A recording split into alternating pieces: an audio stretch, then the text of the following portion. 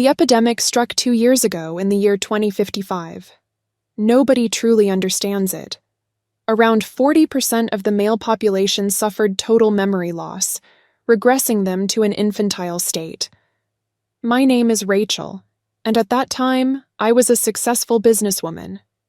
Both my husband and I were successful in our fields, with him being a 25-year-old lawyer rapidly climbing to the top of his game. However, the epidemic eventually hit him. I woke up one day to find the bed wet, and he spent 4 weeks in the hospital. No one could diagnose what was happening.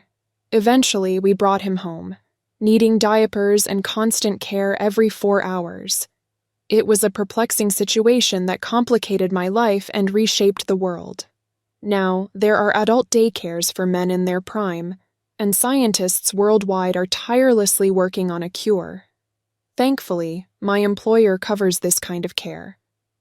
While I'm away, a caregiver tends to my 25-year-old husband, whose regression changed everything.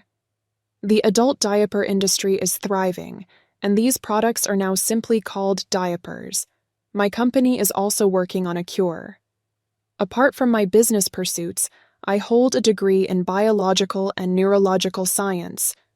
I'm determined to understand this phenomenon. Why did healthy adult males revert to a childhood state? Was it a biological weapon or a virus? The answers elude us, but fixing this is imperative. Oddly, I was never able to have children due to a childhood injury. Yet now, I care for a giant 6'1" 25-year-old baby, completely altering my life's routine and the world at large. Adult daycares and diapers are commonplace, with specialized training centers to help families cope. Despite these efforts, a cure remains elusive. Monday arrives and it's time for work. I enter my husband's room, now a nursery. He's in a crib-like structure, a common sight now, and we have to lock him in at night to prevent him from wandering.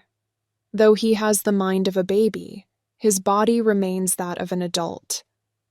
I notice a foul smell. It's time for a diaper change. It's a repulsive task, but necessary. The nurse arrives, and after giving her instructions, I head to work. I spend my workday studying brain scans of affected men, observing intriguing activity in their frontal lobes. Could this be linked to the epidemic? Ironically, I work for a company that now produces adult diapers and specialized clothing. I'm even developing a new sales pitch for restraints, as some of these men pose danger to themselves and others. After a long day, I eat a brief lunch delivered by drone and continue working. Eventually, it's time to return home. Besides work, I'm pursuing neurology in college classes. At home, I'm updated by the caretaker.